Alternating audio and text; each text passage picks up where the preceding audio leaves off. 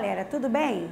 Meu nome é Suzete, eu sou professora de matemática do Força Máxima e nós estamos aqui hoje para poder fazer a correção do plano de estudo referente ao teste para o primeiro trimestre deste ano, ok? Então, vamos lá.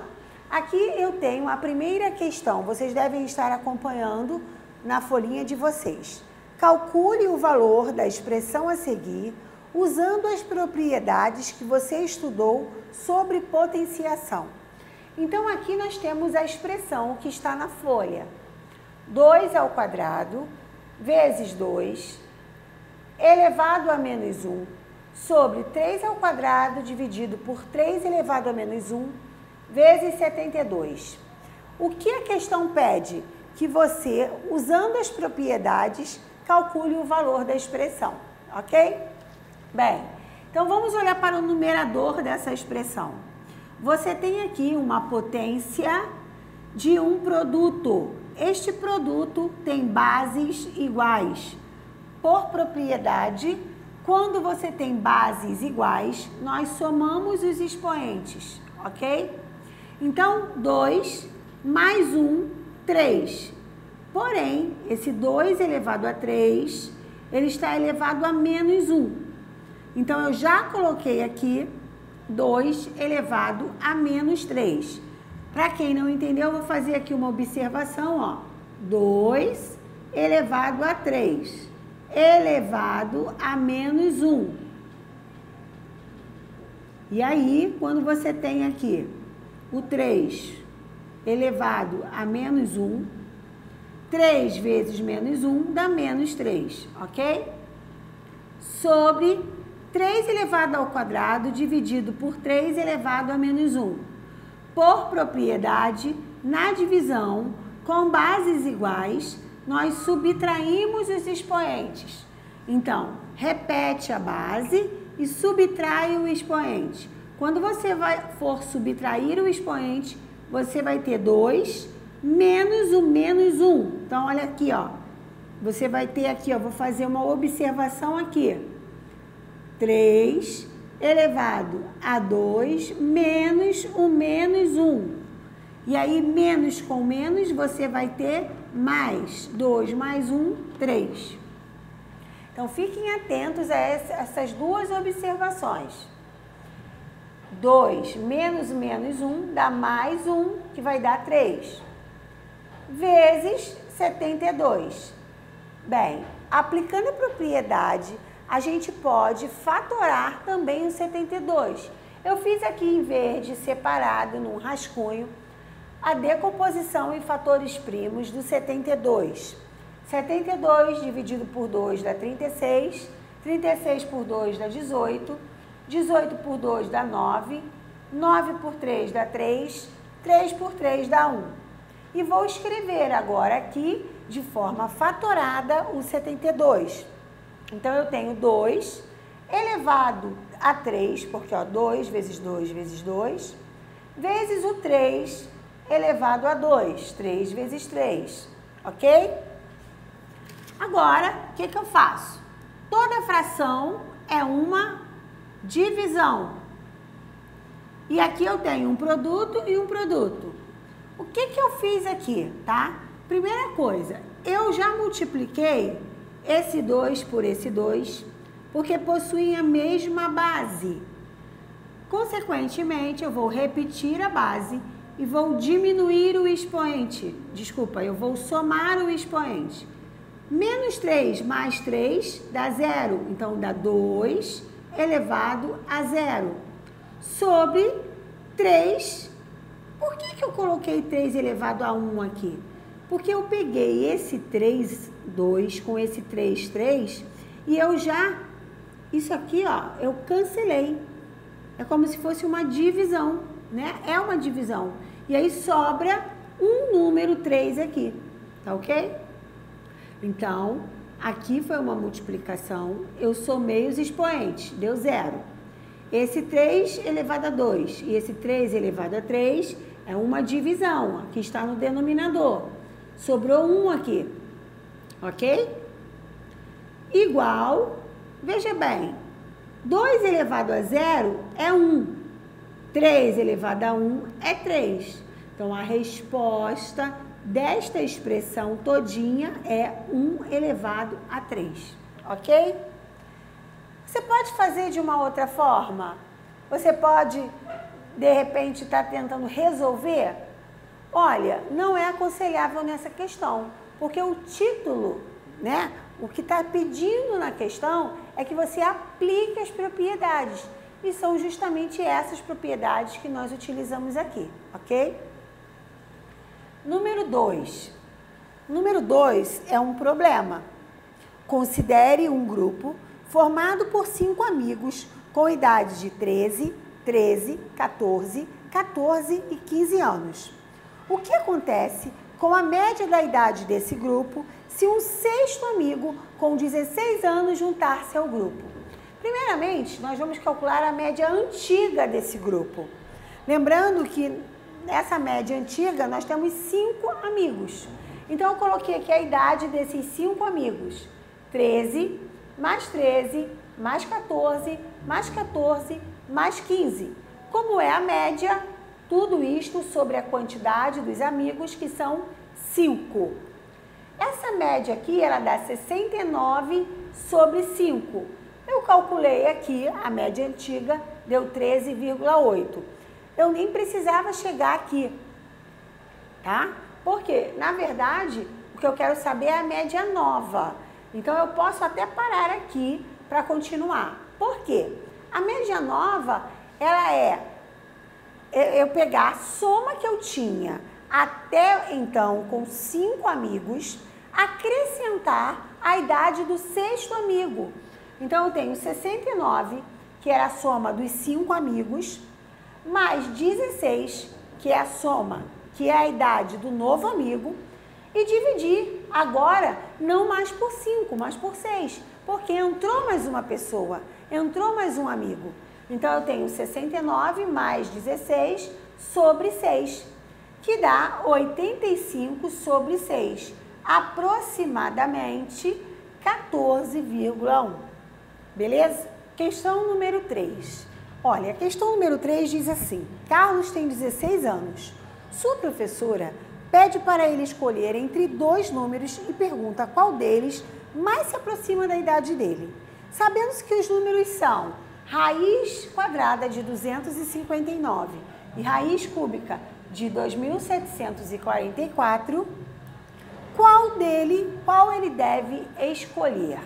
Bem, seria muito tranquilo se nós soubéssemos a raiz quadrada de 259 e a raiz cúbica de 2.744. Porém, essas raízes não são exatas. Então, o que eu vou fazer? Ao invés de eu tentar tirar a raiz de 259 e a raiz cúbica de 2.744, eu vou fazer a partir da idade, que é o que me interessa saber quem é mais próximo, que é 16, tá?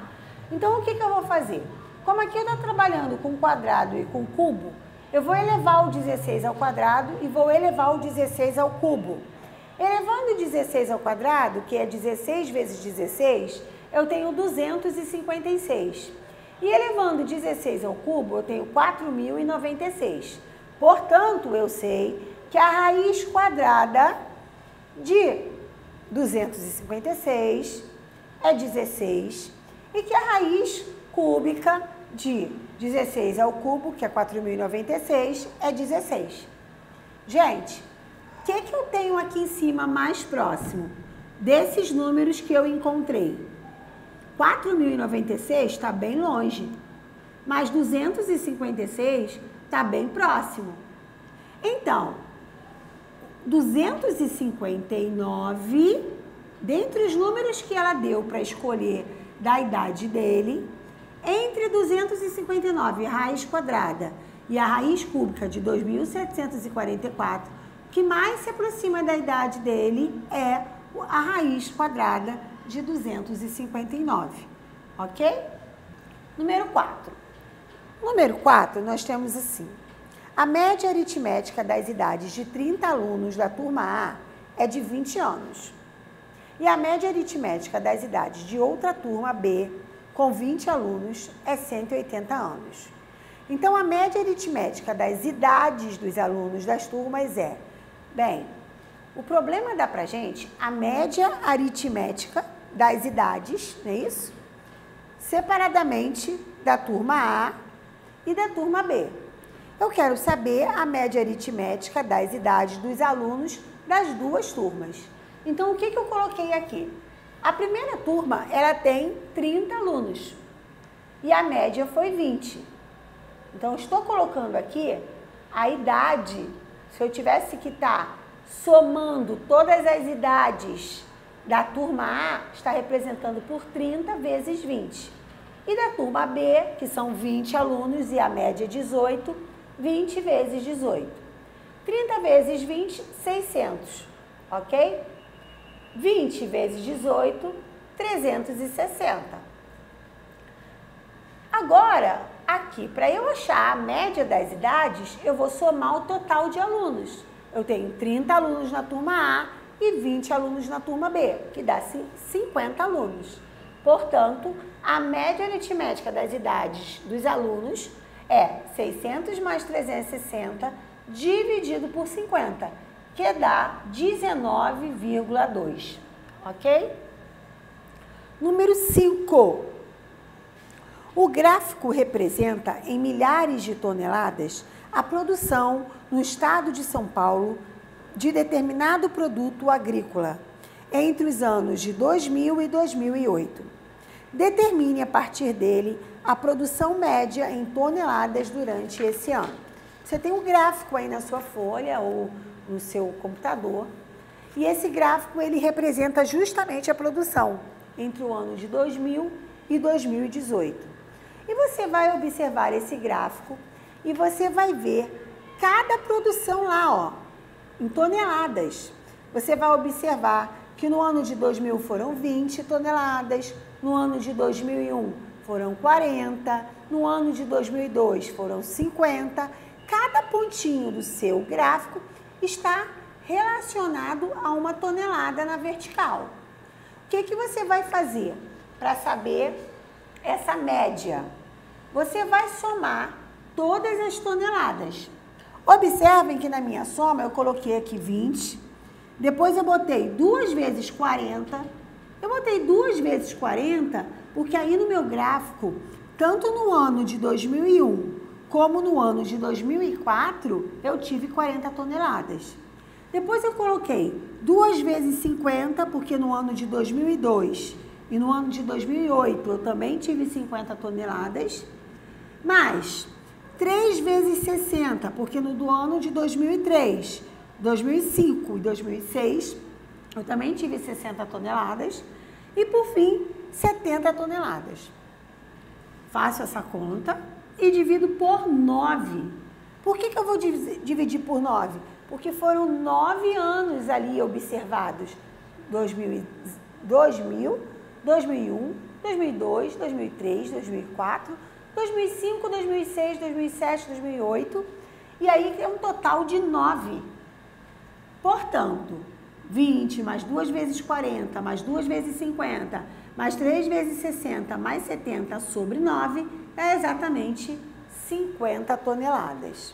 Então, a resposta aí, determine a partir dele a produção média em toneladas nesse período, 50 toneladas. Vamos então agora partir para a questão número 6. A questão número 6 é um texto aí sobre o estádio do Maracanã.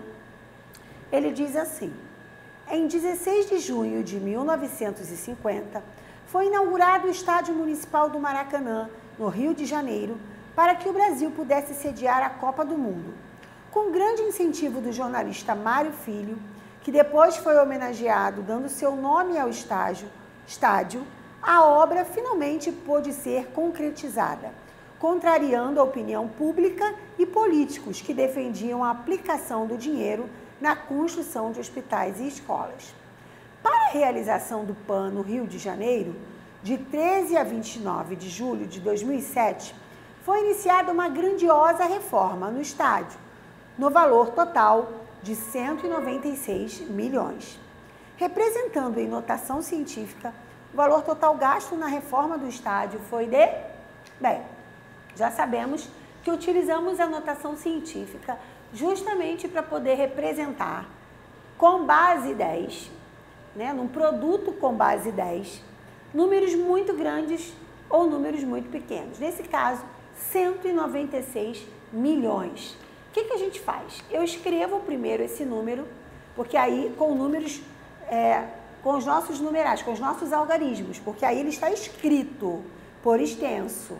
Então, primeiro eu vou escrevê-lo aqui. 196 milhões, ok? É importante que você não erre isso. Aqui você tem a casa das unidades, aqui você tem a classe do milhar e aqui você tem a classe dos milhões. O que a gente faz? Várias formas da gente pensar, mas eu vou fazer da forma que eu considero a melhor possível. Nós vamos pegar o 196, que é a parte que eu digo sem o zero, a parte que está aqui destacada, e eu vou multiplicar por 10, que é a base que eu preciso usar na notação científica. Quantos zeros eu tenho aqui? Eu tenho 6 zeros, então 10 elevado a 6.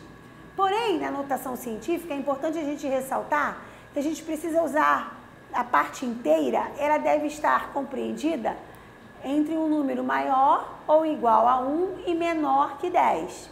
Então, eu vou usar aqui o 1,96. Reparem, para eu colocar 1,96, eu estou adicionando 2 casas decimais, porque 196 não tem casa decimal. A partir do momento que eu coloco 1,96, eu tenho mais 2 casas decimais. Se eu tenho mais 2 casas, eu adiciono 2 ao 6. Então, 10 vai ficar elevado a 6 mais 2, que dá 8. Portanto, 196 milhões corresponde a 1,96 vezes 10 elevado a 8 em notação científica, ok? Número 7. Número 7 diz assim: as pessoas presentes à convenção anual de uma editora distribuem-se assim: solteiros, 31 homens e 28 mulheres; casados, 19 homens e 22 mulheres. Ao final, será sorteado um prêmio para um dos participantes. Sendo assim, determine a probabilidade de que uma pessoa solteira ganhe o sorteio. Gente, uma pessoa solteira. Não foi especificado se é homem ou se é mulher. Então, de cara, eu vou somar o número de pessoas solteiras, tanto homem quanto mulher. Então, 31, segundo a minha tabela aí, homens, mais 28 mulheres solteiras. De um total, isto é, de uma região ali, de um total de pessoas, de 100 pessoas.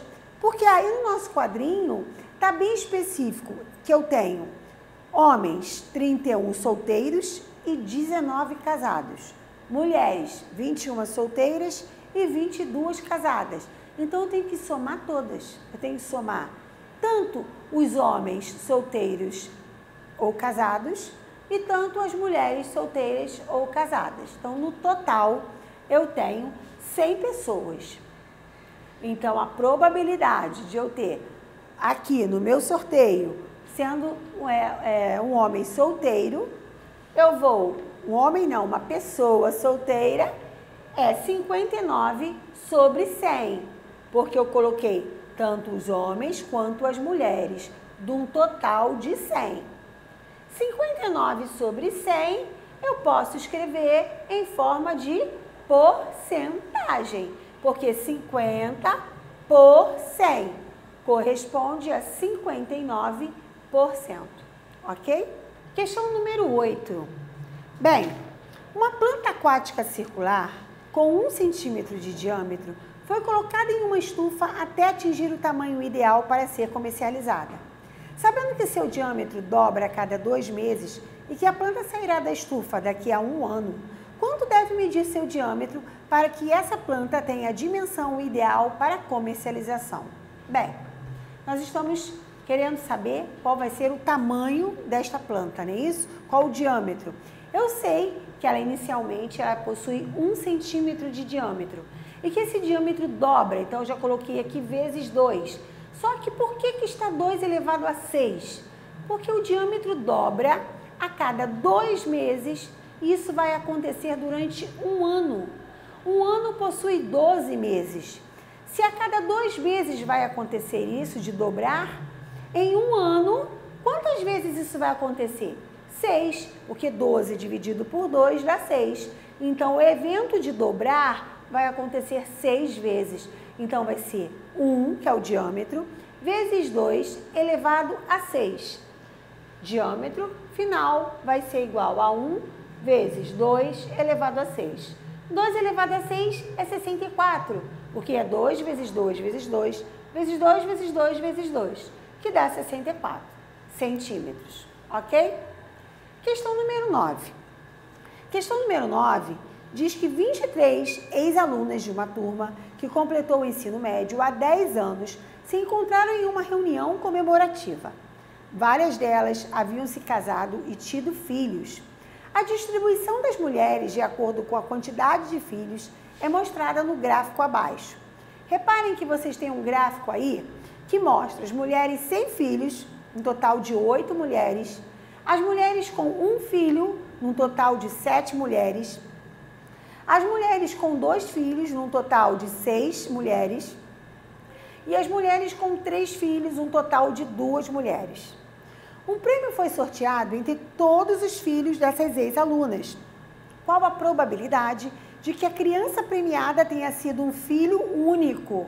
Bem, pessoal, vamos lá. Quem não teve filhos, a gente não está preocupado com essa numeração, não temos filhos a contar. Agora, um filho é justamente quem tem filho único. Um filho, filho único. Quantas são as mulheres que têm um filho único? 7. Eu quero a probabilidade de que a criança premiada seja um filho único. Se foram 7 mulheres que tiveram filho único, então, portanto, eu até agora tenho 7 crianças, filhas únicas, ok? Então, tá aqui, ó, 7 crianças filhas únicas, ou 7 crianças que não possuem irmão. Agora, isso daí está sobre qual total de crianças? Vamos definir agora. Eu tenho as 7 que são filhas únicas. Eu tenho 6 mães, 6 ex-alunas que tiveram 2 filhos.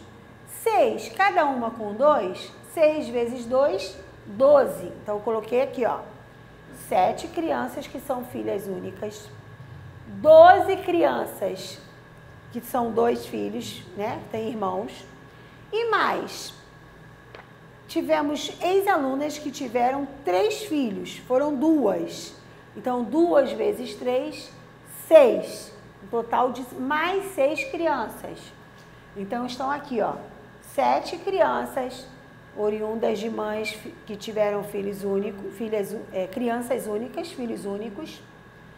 12 crianças oriundas das mães que tiveram 2 filhos. E 6 crianças oriundas das mães que tiveram 3 filhos cada. Total, 25 crianças. Então, qual a probabilidade de ter sido filho único? 7 para 25. 7 a cada 25. Beleza? Não temos como simplificar. Terminamos a questão aí. Questão número 10. Qual é a razão entre as formas fatoradas dos polinômios ax mais 2a mais 5x mais 10 e a ao quadrado mais 10a mais 25? Qual é a razão? Então, eu coloco um para o outro, um sobre o outro. E aí, nesse daqui, tá vendo? Eu vou usar qual produto notável? Qual é o produto notável? Qual é a fatoração que eu posso fazer aqui? Eu posso fatorar aqui, por exemplo, por agrupamento. Porque eu tenho o A, que é um fator comum, e eu vou colocá-lo em evidência, sobrando para dentro do parênteses o X e o 2. Aqui eu tenho 5, que é comum, eu vou colocá-lo em evidência, sobrando o x e o 2, ok? Quando eu tenho esse tipo aqui de fatoração, eu tenho que agrupar. Então, eu tenho que pegar o a mais o 5, multiplicado pelo x mais 2, sobre a fatoração desse trinômio quadrado perfeito, que é a mais 5 elevado ao quadrado. Eu coloquei aqui o a mais 5 ao quadrado escrito em forma de produto, a mais 5 que multiplica a mais 5. Por quê? Porque agora eu vou simplificar a mais 5 com a mais 5. E me sobra apenas x mais 2 sobre a mais 5. Ok? Bem, chegamos ao fim da correção. Vocês revejam quantas vezes for necessário, estudem bastante e ainda dá tempo de tirar dúvida também em sala de aula. Ok? Tchau, tchau!